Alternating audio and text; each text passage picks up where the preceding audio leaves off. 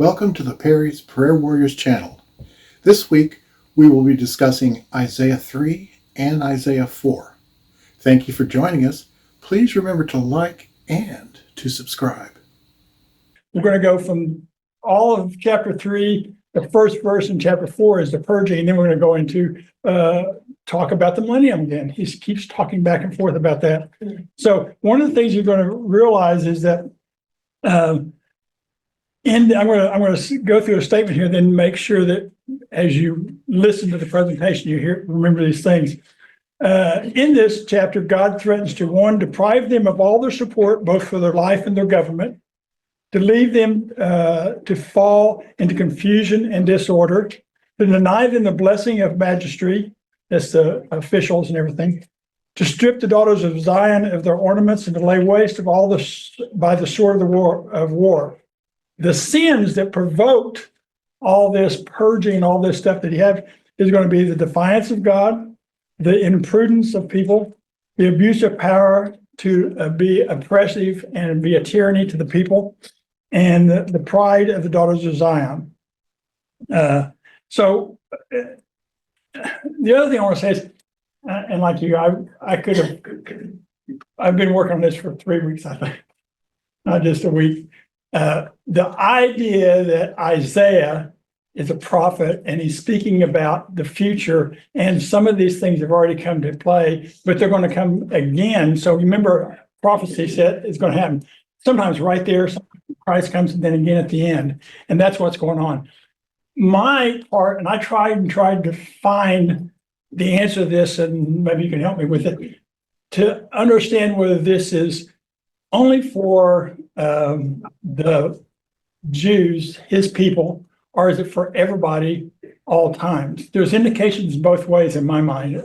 You'll see as we go through this that you could apply what he's saying to the end times to multiple times in history. So this may be one of those multiple times in history when this applies, or this could be the end. I mean, I don't know. I mean, it's too close to being correct, and you can't say that that was the prophecy until it happens, and you look back and go, oh, Yeah, that was. It's like, I think it was Steve it was Kevin, I think, in his class, where he said, if you want to know what's going on, look at the news. Mm-hmm.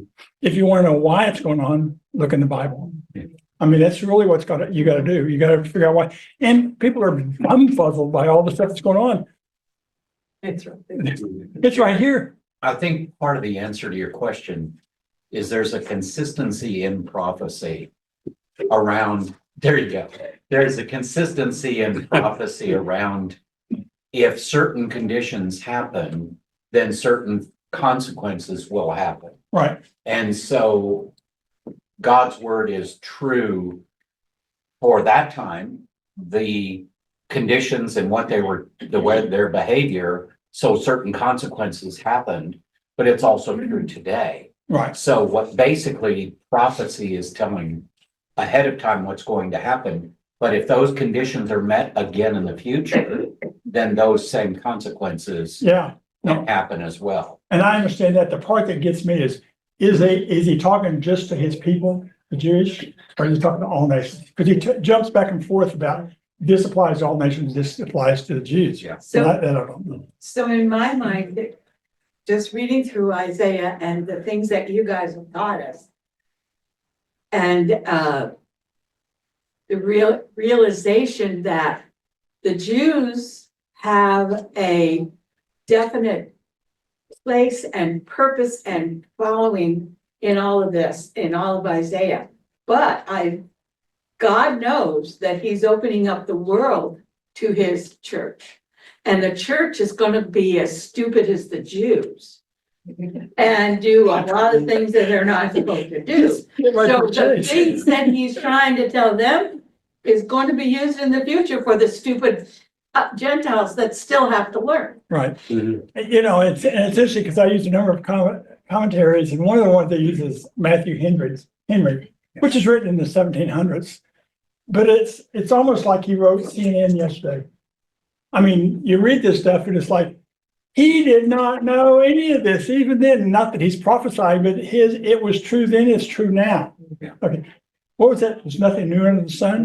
Yeah. We can do it faster, but Never change. it never changes. And people are always, this is brand new. No, it's No. not. There's nothing brand new. It's like- Okay, Broken record. broken record. So let's get into it. Let's read these. We're going to get your Bibles ready and we're going to verse by verse read it. We're going to read one verse at a time and we'll talk about it. Okay, so be ready to read so we can keep going. Otherwise, we'll be here for all day. Okay, verse 1. Now the Lord Almighty is about to take from Jerusalem and Judah both supply and support, all supplies of food and all supplies of water.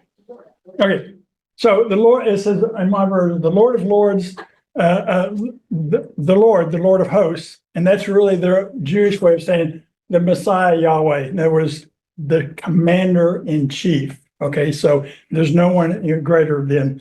In the close of the last chapter, Isaiah had given necessary caution to all that not put their confidence in man or creature.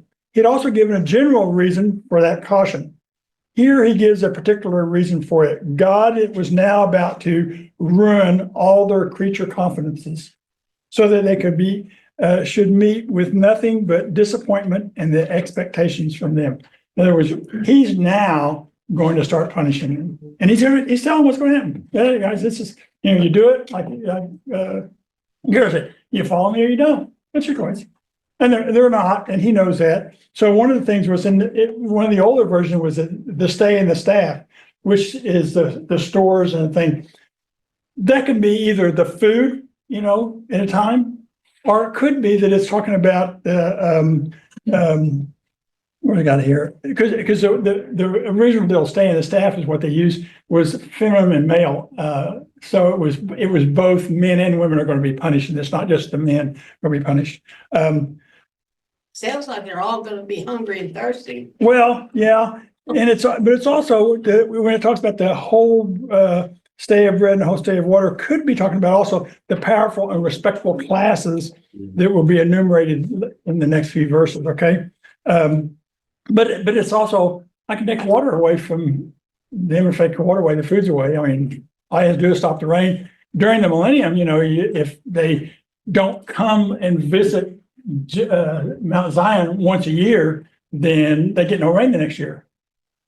That's pretty simple. They don't. Evidently, not all of them come. Not all of them get rain. So We haven't had any lately. I know, but this is the neat thing. That you got me on the days of the week. Sunday's the first day of the week. That's when he created everything. That's when he created everything. And when he does that, I think at every molecule, every atom. We have DNA, they have something in them, because when he says to the oceans or to the Sea of Galilee, calm, it was an instantaneous answer, yes, sir. When he says, let me walk on you, yes, sir. They're not deciding, they're not trying to figure out what it means, they're doing it. So every molecule that he created understands who he is. I say that also because it says the whole world groans and moans, rocks and grass and trees, all this moaning and groaning, because that's the good stuff. I want to be back, and we're going to be partly there in the millennium, which we will be fully there in the renewed world in heaven. Okay, see how fast we're going? Okay, verse 2. The hero and the warrior, the judge and the prophet, the diviner and the elder. Okay, and mine had the mighty men of war. These are the guys that were the first rank. These were distinguished in war. These are the guys that are the leaders. And it was the highest esteem to be one of these mighty warriors. They protected you. They're your defense and allow you to have the life you live is because they're out there protecting you. It's an implication also that coming invasion's coming. This is written back in Isaiah about what's going to happen to the city of Jerusalem later on, and again and again. Not that they fight now. Yeah, right. Yeah, great people come in. Judge and the prophet. The judge holds a place as the highest officer of the state, really, and the prophet holds a lower position. Well, that's according to Isaiah. He's just being humble about. Prophets are under the slide. Oh, thank you. Whoops. Yeah, there you go.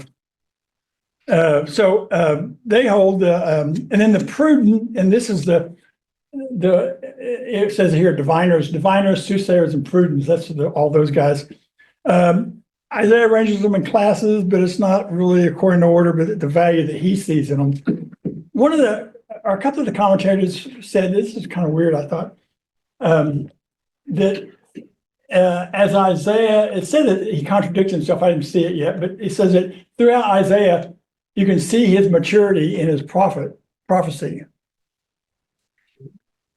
Yeah, I know. God's given it. There's no maturity in it. Yeah. I mean, his words maybe, but there's no maturity in it. But there's 2 or 3 of the commentators who were sure that he's growing in his prophecy ability. I thought that was kind of a weird. I think that could mean his ability to be able to express the prophecy.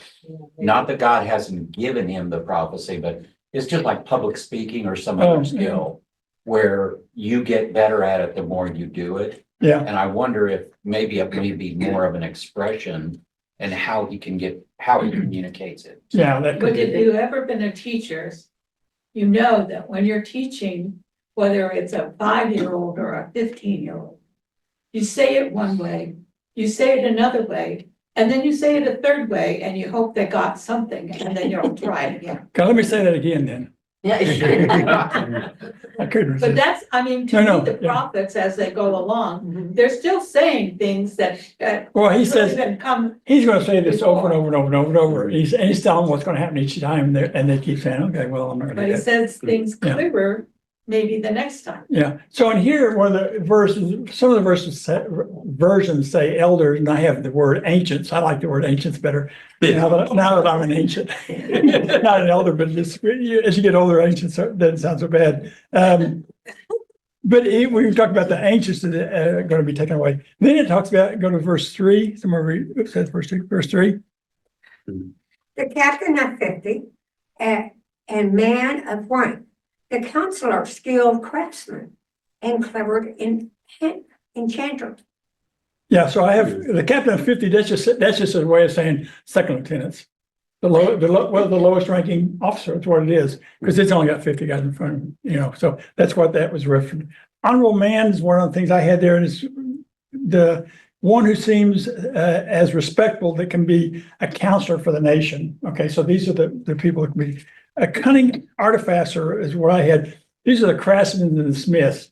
And I thought that's kind of interesting because, they really make all the beautiful big things.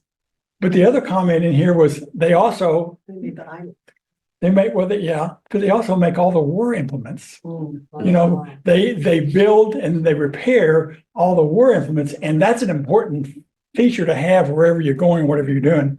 Okay. And I had eloquent orator. These are the guys that have an ability to speak. Okay. They're not afraid to say things.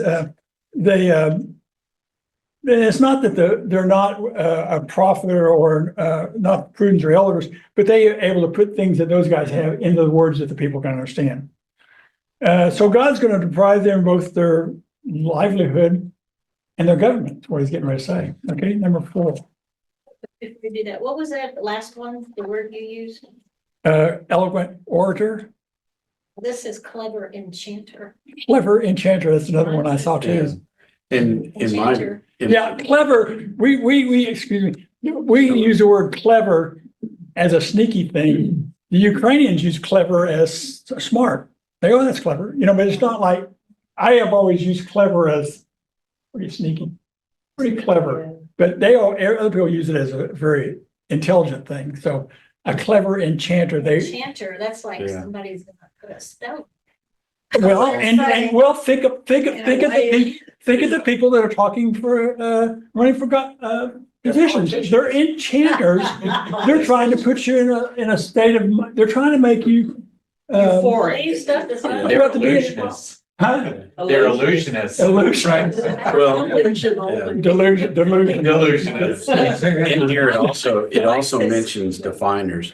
Yeah. And what my Bible was saying is that in this area here, what he's saying is he's taking away the people that they count on and the people who are doing evil. So anybody that they can turn to is gonna be taken. away. Yeah, Yeah. that's good. That's in my next. And then it slide. says magician and experts in charm. Yeah, well, we're gonna talk about all these different things towards the end, because it's like, it seems so specific as it goes down there. And I'm Yeah. going, wait a second, because if it's so specific, then I would look for a very specific event in history that would relate to this, so that I'd say, that was it. That was the prophecy. It was fulfilled here. I think we're gonna find out that he's just saying, there is so much involved with your life in everything. Mhm. Then there's going to be so much involved over here. You're going to lose all that. You're going to lose all this. So it's not the specific thing. It's everything you have in your society. Then your enchanters, bad. Good and bad. good and bad. Yes, he's not saying which one now. He's just saying good and bad. Okay, 4. Let me read I will 4. make mere use their officials, children will rule over them. Boy, that's scary. Isn't that happening now? I'm gonna read part of this because I don't want to mess it up. Get it wrong. This is really kind of funny. Men found. It turns out that God gave us a government, but men had to accept and do it. Okay, so it's the men found necessary to unite in subjugation to one who was thought fit for such a trust, in order for the welfare and safety of them all, being aware that they must either be ruled or ruined. Okay, so men will get together and say, somebody has to be in charge of this mess. Okay, and so what they're saying is, and you do it so that you can protect with the sword from war, but also with the sword of justice, so that you can protect from the outside and the inside. So men knew that they needed these things. Okay, now what he's saying is, yeah, but children will be your princes. What is real, and it says that it was already satisfied, because after Hezekiah, only one man that was king was over 25 years old. Joaz was 23, Amon 22, Zedekiah 21, Jehoiakim 18, Manasseh 12, and Josiah 8. Okay, yeah. But that's not all. Also, every man thinks himself fit to prescribe who shall be the magistrate, and it will be preferring his own relations. In other words, we all want to rule ourselves. I don't want somebody else to tell me what to do. And that's the first lie that Satan gave. You'll be like God. You can do what you want to do. That's what evolutionists are bidding on. You don't need God. Okay, you can have science rule through this. They don't realize that science is to find out what God did, but that's another thing. And then it says, babes shall rule over them. Okay. But the principle of God's judgment endures this day. One way God may bring judgment on a nation is to curse them with incompetent, ungodly leaders. Often this is the simplest avenue of judgment, giving people what their wicked desires call for. The crisis of leadership can happen even in economically prosperous times.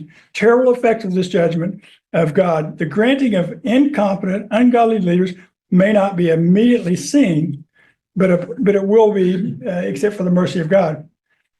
When the mighty men and the prudent are removed, okay, when the really good guys are removed, children shall be their princes, childish in age, who must be under tutors and governors, who will be, and it's like, when you talk about children fight, but they're figuring out life, okay? So it's saying that these kings, these rulers, are going to be like children. They're going to be clashing with one another. Children in understanding and disposition, they don't know, children know what's going on. They know their little world. They don't know the world. So that's what these leaders are going to know, is just their little world. Be childless men, babes in knowledge. Okay, they don't know what they're doing. No more fit to rule than a child in a cradle. These shall rule over them with all folly, fickleness, and forwardness of a child. I mean, that makes you think of the day. Yeah. I mean, really, it's going to get worse. Next one, 5. People oppress each other. man against man, neighbor against neighbor. The young will rise up against the old, and the nobody against the honored. Good. Okay. You know, Jerry, when Pastor said this morning about that NLT translation, Yeah. not a translation, it's a Version. Transliteration. yeah.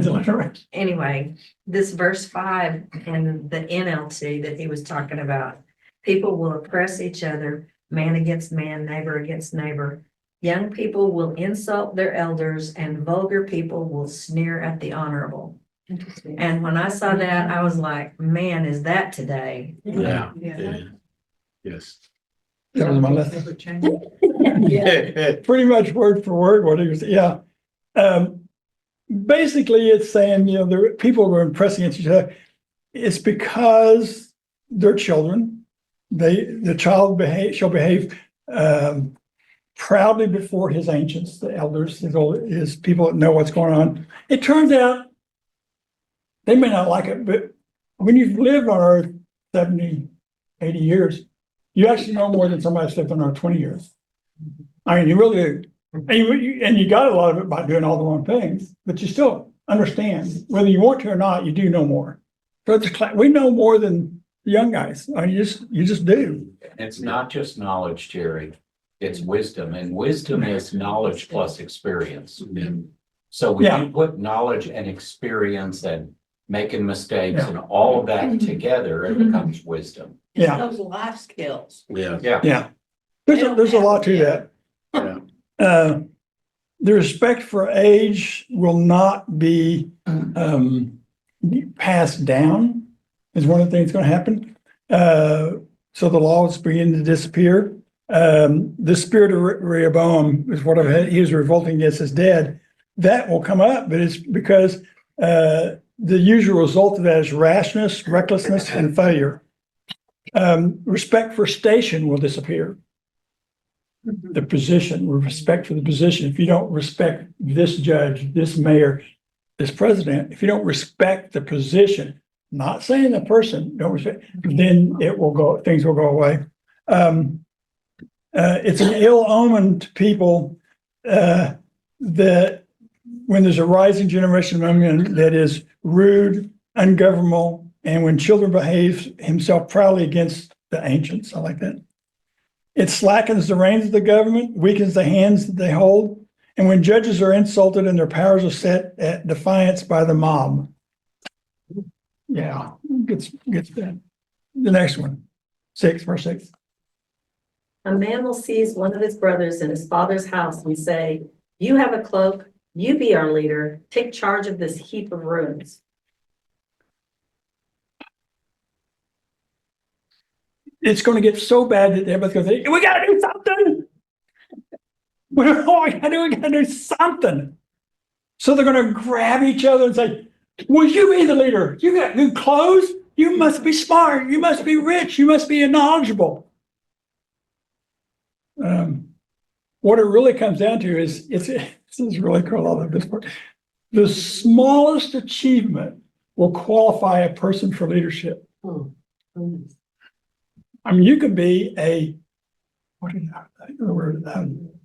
civil community organizer, community organizer, community coordinator, organizer, community organizer, or whatever. I mean, this is the slightest little thing makes you, because the good people are going, bah, don't get me up there. You're gonna chew me up and spit me out. I don't want that. I go back and do my work, do my job. Things like that will happen. You think? Yeah, I mean, the very smallest thing, you could be a president every vote drum. So then it goes in here, it says,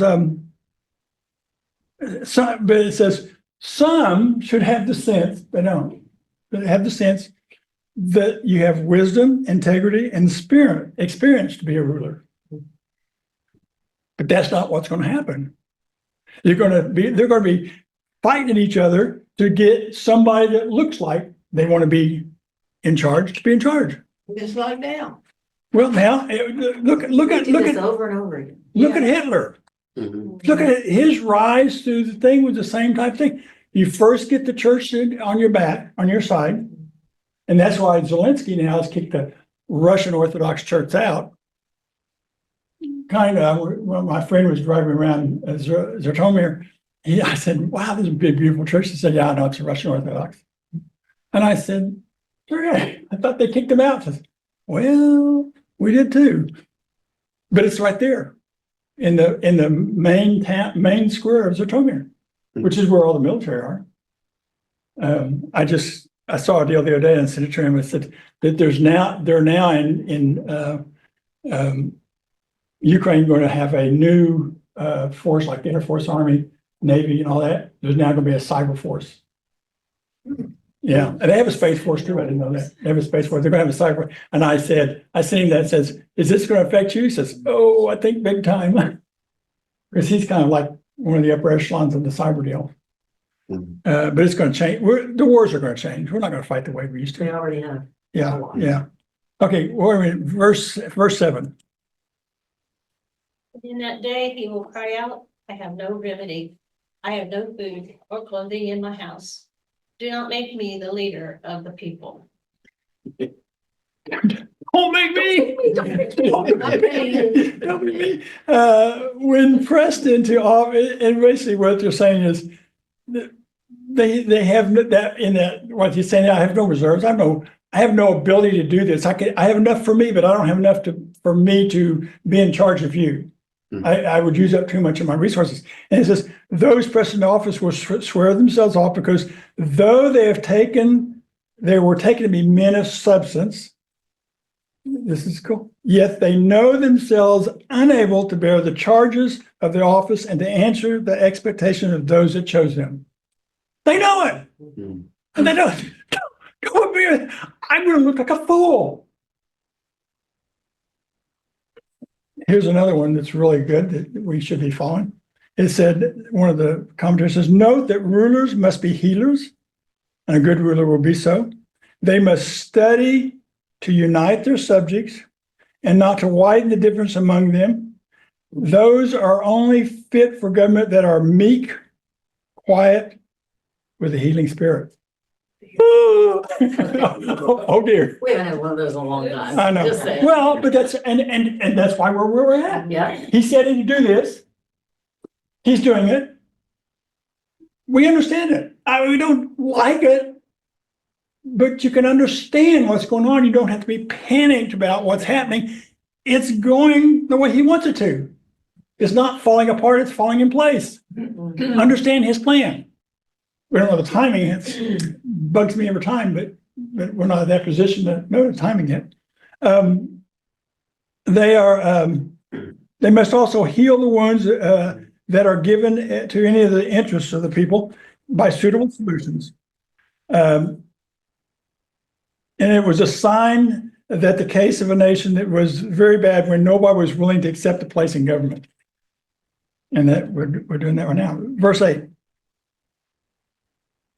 Jerusalem staggers, Judah is falling. Their words and deeds are against the Lord, defying his glorious presence. Okay, this is he's talking about the sins of man here today. These are declared to be partly sins of speech, but mainly sins of actions. The sins of speech are only specified is the open and shameless declaration of the wickedness, and the heads of sin of act are enumerated. They are childish and effeminate in their actions. I'll talk about what that means here in a minute. Irreligious and leading people away from God, and oppression of the poor and the afflicted. The rulers back then got so excited about themselves, they were able to take from the poor to make themselves rich.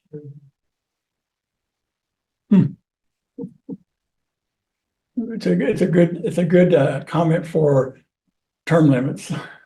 It would be, I'd like to see it. It says, what was the entering worth of a congressman? What's the exiting worth? You know, but it's because, and it's not. Don't get me wrong. It's not just the United States. It's not just Ukraine. It's everywhere. Because he didn't give it a title or a nation. It's everywhere. He's given it to everybody, okay? Whatever that. And then they're going to rebel against his glorious presence. They're really trying to poke God in the eye. They're just really, he's saying, we're getting to the point where, look at some of the things we do. We're just poking him in the eye. We're not even being, we'll talk about that in a minute, but not even being ashamed about it, okay? Jerusalem is going to be ruined, okay? But they can thank themselves. They've willfully offended God. They've contradicted the prophets. It's their own doing. They're doing it knowingly. What's going on? Do verse 9. The look on their faces testifies against them. They parade their sin like Sodom. They do not hide it. Woe to them. They have brought disaster upon themselves. This is an interesting one because it says you can look at their face and tell if they're lying. And, I've talked to my Ukrainian students. We have see eye to eye on something. That was where you looked at each other, you could tell someone's liking. I'm thinking today it's hard to tell because other than if their mouth is moving, they're lying, type deal. But it's hard. People have gotten so used to lying that it's not it used to make you uncomfortable. And when they wrote all the commentaries write these stuffs a long time ago, it was not, you could tell someone's lying. You can't tell anymore. And they used to do it with such ease and they have no qualm about it. They say things knowing that it's a lie because it helps them. So let's do it. If their mouth is moving. If their mouth is moving. That's a salesman though. No, that's a politician. Politician, yeah, that's right. That's right. I was never a politician, I was a salesman. A lawyer. Liar. Yeah. But then it says to display their sin like Sodom. Their sin is openly displayed and they have no sense of shame. Okay. They use, this is a 1700 version of it, but it says in the same frankness, honesty, let's not be hypocrites. What's the word today? To be clear. Let's be clear. Do what? Let's be clear. Or let's be transparent. Oh, yeah. You know what transparent means? Less lying. It doesn't mean no lying, it just means less lying. You get your scale transparent is 100% or 0%, it's either fully closed or fully open. Anything in between is just less lying. It's not being honest. Mm-hmm. You should use the word, we used to use the word honest. I don't use that word. Or transparent. To me means you can see through it. You can see everything Yeah. in it. Look at your scale on your, well, if you get something that says how much transparency is it, as I go from fully transparent, which I can see right through it, to it gets Really cloudy. it really gets to where it's fully blocked. So that's what the transparency is that means you can see, I let you see it and see more into it, not all of it, because I still want to lie a little bit, but I'll let you see more of it. And they always come back and say, we're going to be more transparent. We're going to move the edge over. We're more transparent. And then you come back again, I can be more transparent. If they just be honest, then they wouldn't have to worry about that. But they don't want to be honest. They want to be more transparent. These are the new words. And they knew about these new words years ago. They knew it was going to be this way. Nothing's new. I love this. And then they said, it's not hypocritical to put, and then they were saying, back then that all kinds of sins are going to be approved, which they are now, and look at all the things we allow with the transgenders and everything else. No one is allowed to proclaim a standard unless they live up to it perfectly.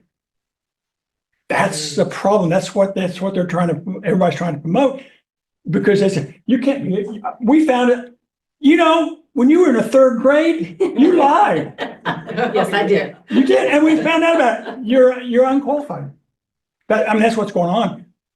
But so no one can live up to a perfect standard. Okay, that's what's going on.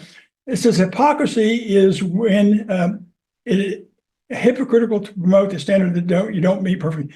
Hypocrisy is when you pretend to keep standard, but do not, or when you do not keep the standard, but think others should. Mm-hmm. You know, and that's what's really going on. And one of the comments in there was just, he's talking about this is Jerusalem and Judah, the area. And somebody said that they think that he just threw Judah in there to capture more people, but he says he's really talking about Jerusalem most of the time. Okay, next verse 10. Tell the righteous, it will be well with them, for they will enjoy the fruit of their deeds. Yeah, so basically it's what he was saying this morning. Men receive themselves recompense for their deeds. In other words, you're going to get, it says, it is well with them, for they will eat the fruit of their doing. That's the good guys. But if in the midst of the judgment, God knows how to bless and protect his people. Sometimes the good that comes to us will only be seen in eternity. I mean, you think about the things that are going on in the world and you go, how would a child 6 years old in a Christian family in China live to 7? How would anything, you know, that's a terrible place to be a Christian right now. And you look at that and you say, what's the fairness of that? But we don't even have the global picture. We don't have the eternal picture. God does. Okay. So you got to look at him and say, I didn't see that coming. I don't understand it.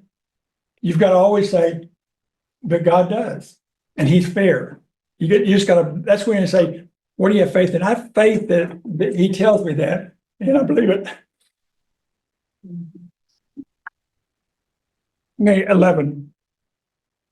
Woe to the wicked, disasters upon them. They will be paid back for what their hands have done. So the bad guys are going to get bad things happen to them. It's the opposite. Do what? It's the opposite of what the previous verse. Right, yeah, right. He's going through all these things, letting them know. He's kind of making sure that no area of life is untouched by what's going to happen. And that all areas will in some way receive, because the nation is going to be punished. You're a part of the nation. Even if you're good, you're going to get part of the punishment. Tough. It's the way it is. When you look at Gaza, and I mean, there are a lot of good people there, but the Yeah. Hamas people were so. I know, they're so embedded that you can't tell the difference, you know, so it's, like I said, in everybody's life, Little Raymond's fault. That was the Germans' viewpoint of things, you know, they did. If there was I saw a robbery one time on TV, I probably mentioned this before, and they're coming out of the bank with hostages, and they go, hold on, and they killed them all. And they said, but you killed the hostages. Yeah. And everybody's life, Little Raymond's fault, but the bad guys don't. Taking a hostage is not a good thing. And they just demonstrated that as, well, back to your regular programming. I mean, I saw that live and I was going, whoa, they were trying to show people don't take hostages. God says things are going to happen. They're good guys back. In the eternal realm, it's going to work out. Don't worry about it. You're getting ready to, Isaiah's getting saying, you're getting ready to experience all this stuff. And over and over and over. And whether this is the last time and this is the end time, I don't know. It's pretty close to it. Okay. Number 12. You suppress my people, women rule over them.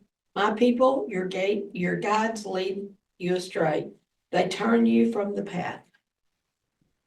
Okay. First of all, there is no illusion. He's talking about female sovereign rulers. Okay.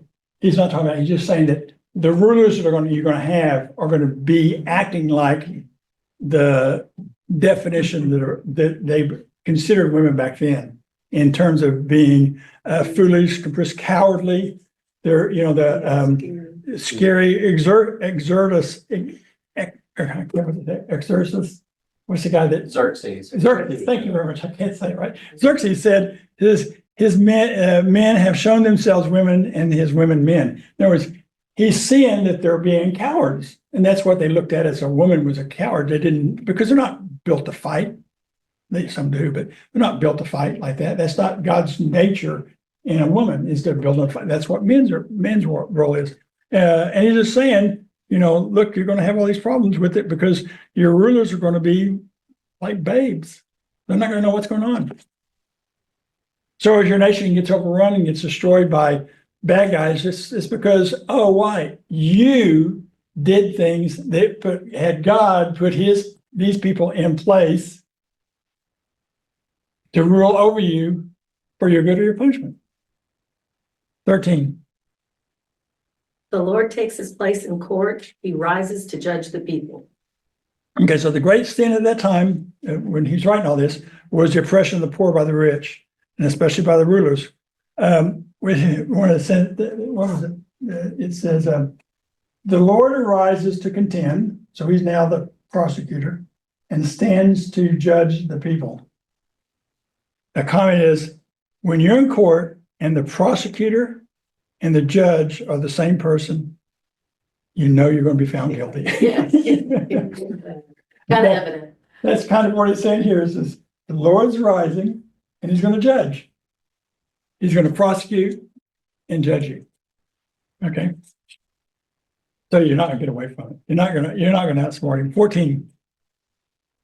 The Lord enters into judgment against the elders and the leaders of his people.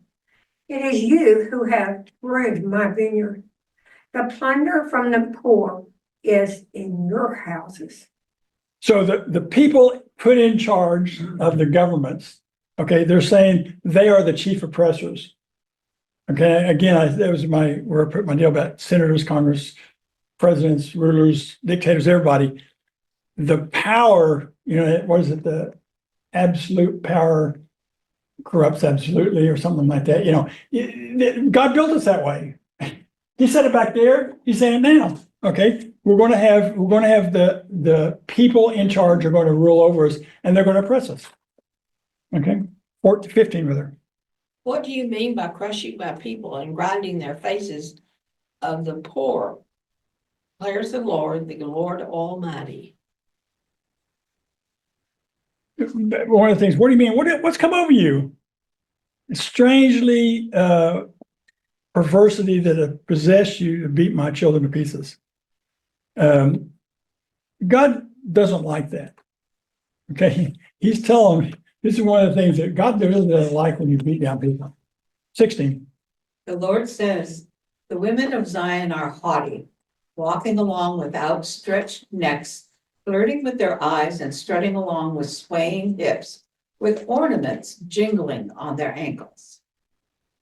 Okay, so now for the next few slides, we're talking about the women, and their main sin is pride. And it's talking about wanting women, the love of dress and ornament. And what happened back then was Jerusalem had increased in commerce and become with foreign nations. Whenever a city grows, its luxury grows. It's rich gets richer, the poor probably get poorer.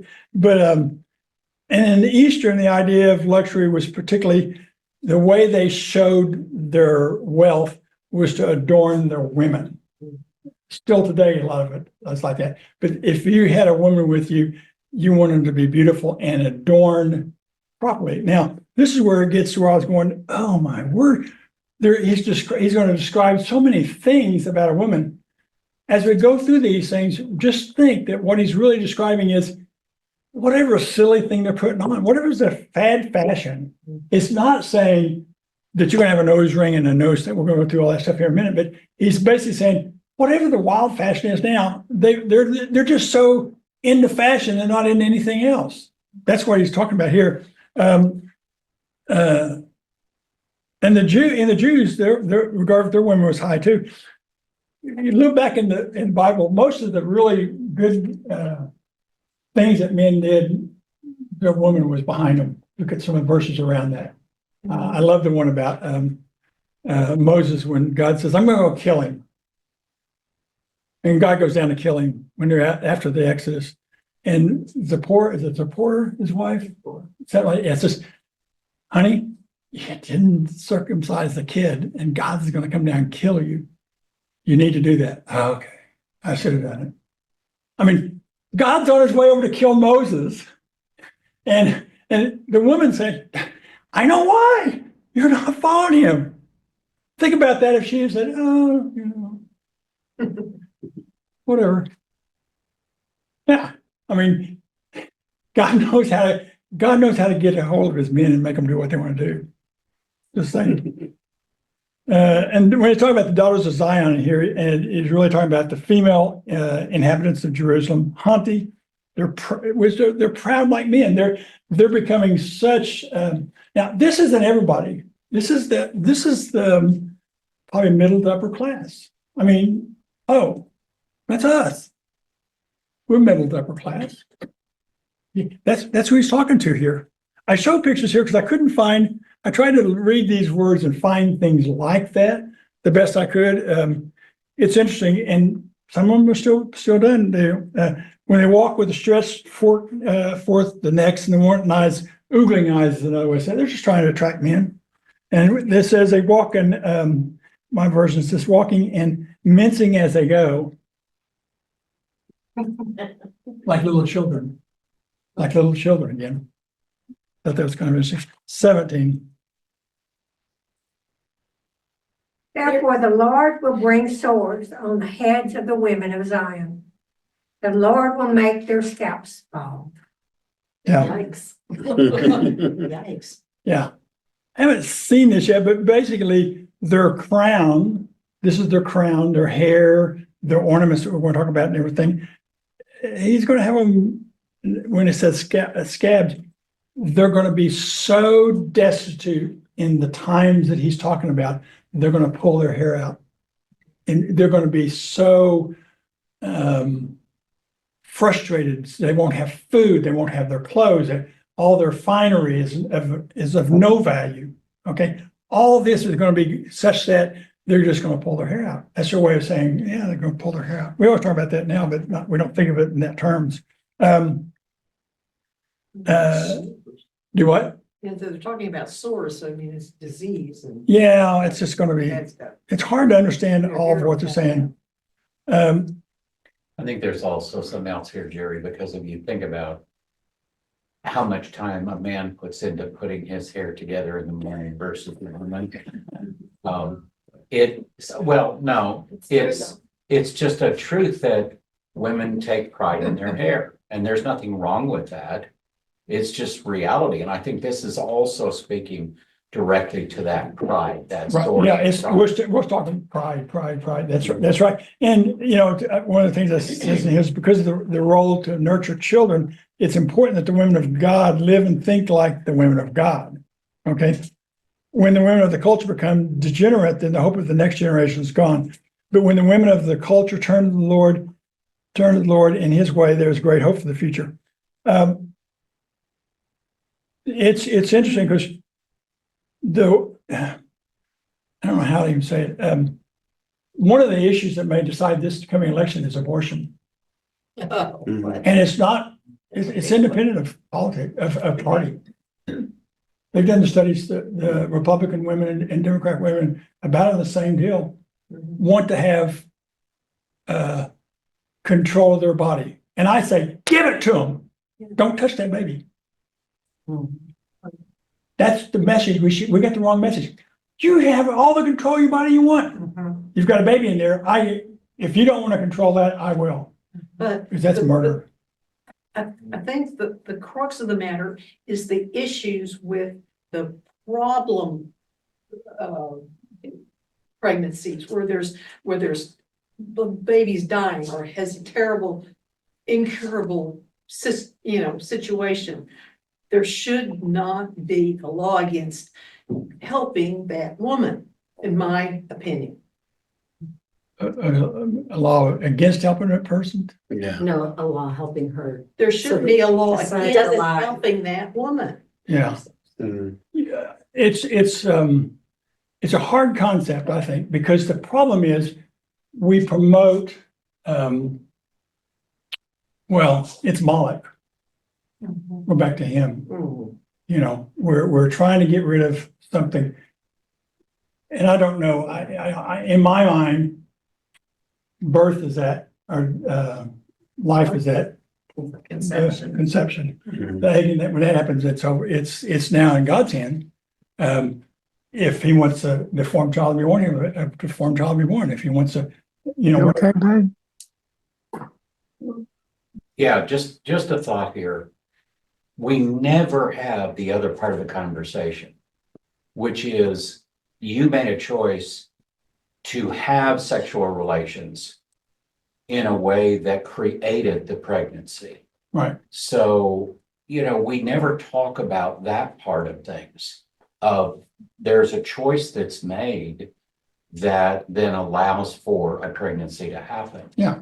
And so and this is a difficult thing, and I understand it's, Yeah. there's a lot of division about this, but I think you have to look at the whole picture. And God is basically saying, don't have sexual relations outside of marriage. And our government comes back and says, oh yeah, you can become a baby factory. And the guys, they're all free. We don't care about guys. In fact, if a guy lives with the woman, then they don't get some of the money they would get if they don't live with the woman, because the woman is in need, where before she'd have somebody take care of it. Our laws that we put stupid people in charge, childish people in charge, then they're the ones that are making these rules that don't punish the men for doing this. Okay. So it's really back to a sin issue and not a political issue. Yes. We got to solve the sin issue to solve the political issue. It's like we wouldn't have the fights we have now if if all the parties, and it's not just the United States, it's every country, whichever country.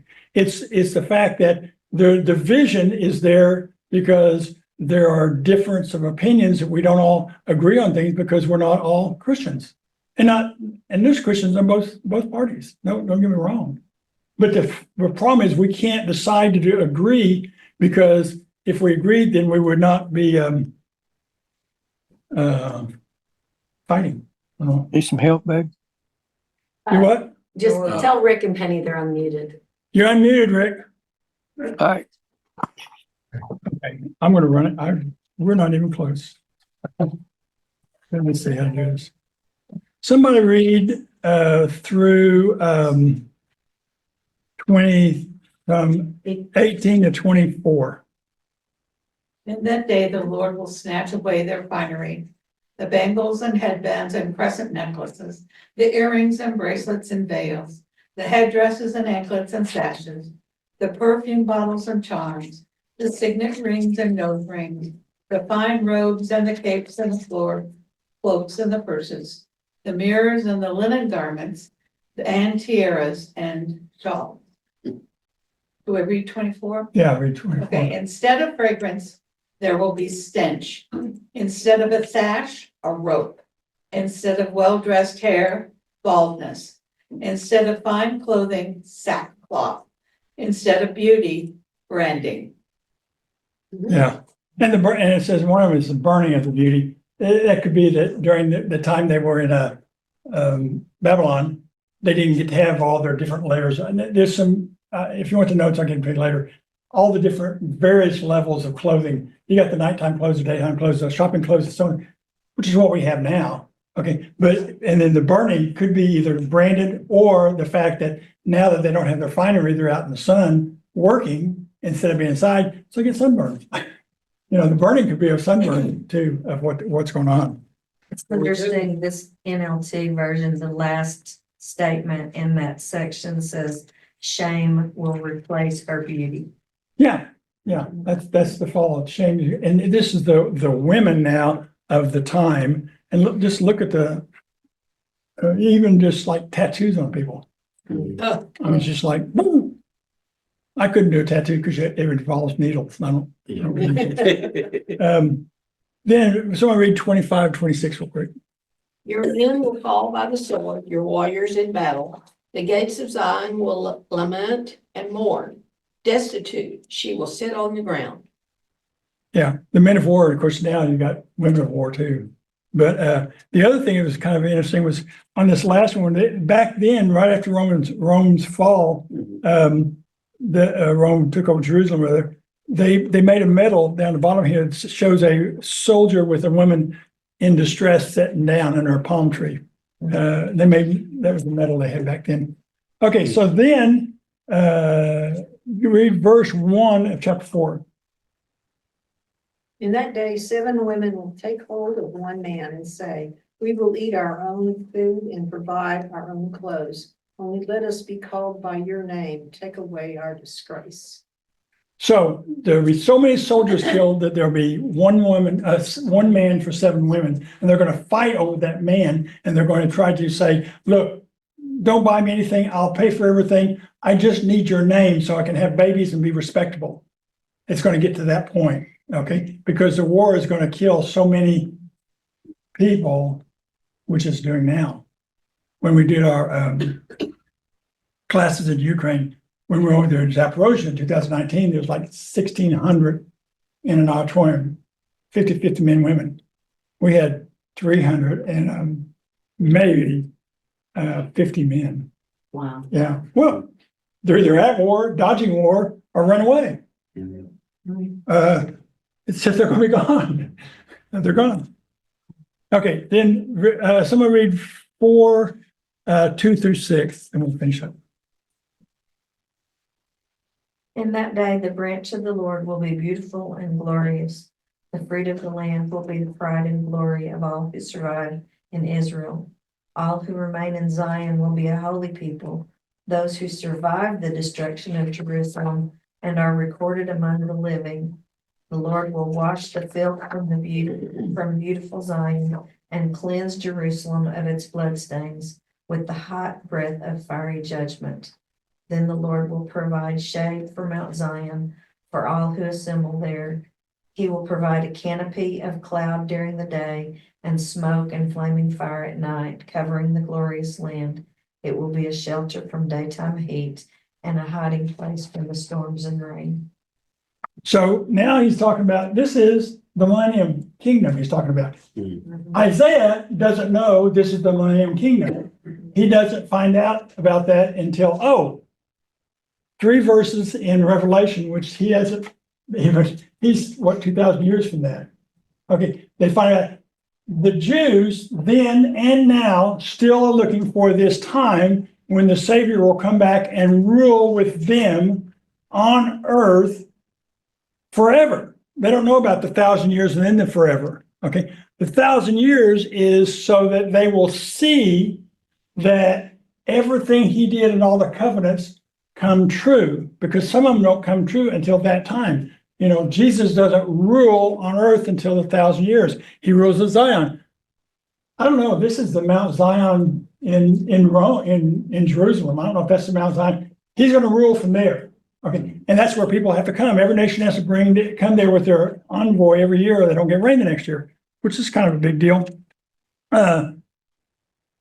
It also says that there will be no need. You won't need to talk to other Jews about housing. There's a statement they go, I should have written it down, but I didn't find it. How you doing? They answer back, I know this is the day of the Lord.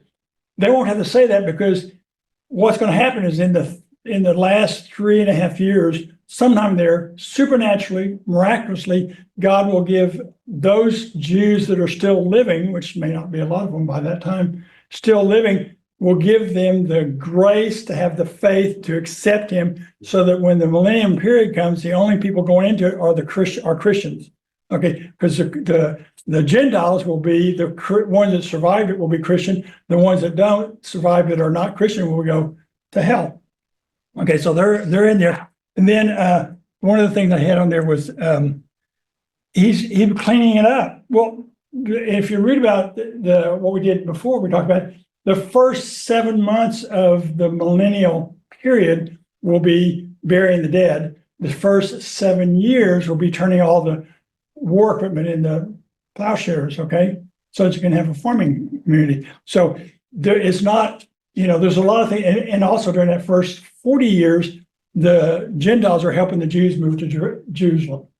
Okay, so we'll be, grab the bags, let's go, guys. We're going to be helping get there. And then the last picture I brought was, we read the same book, there'll be fire, it's describing in Mount Zion during the day, it'll be a smoke, and at night there'll be a flame there. And now the world can see it. Back when during Exodus, the world saw it then, and they were scared to death. Here they're going to see it during the millennium reign. And they're gonna say something defective. They're aliens or something, because we gotta kill that guy.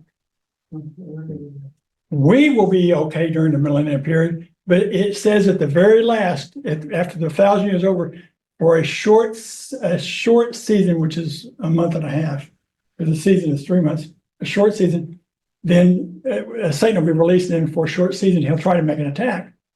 Most bodily humanoids that have not accepted Christ will be, which is most of the world, most of the living people world will be ready to attack Christ. After seeing that, back then they were the same way. We got to kill these people because they're going to take over. Look at that. Who makes that smoke? Who makes that fire? You know, they're saying this stuff. They're afraid of the fact that this nation has a God that talks to them. And we have a God that, well, we got a lot of them, but they don't talk back to us. They don't want that. They want to be this way, but they don't understand it. And that, I thought that's kind of cool. They're going to be, the tabernacle is going to be a place of shade. Well, first of all, I don't understand. There's a lot I don't understand. There's going to be no night and day, but there's going to be shade from the sun and rest at night. I don't understand all that. You need to read it and study it. It's really a lot in there, but basically this was somebody's concept of the millennial temple and all that's going to be in there, because you're going to have no sacrifices. You should see the river. There's going to be trees on both sides. You're going to once a month come up and eat the fruit. You know, this is the tree of life. You're going to come up and eat the fruit once a month. So we're going to eat in heaven. That's a good deal. I mean, in the millennial period, at least, and probably in heaven too.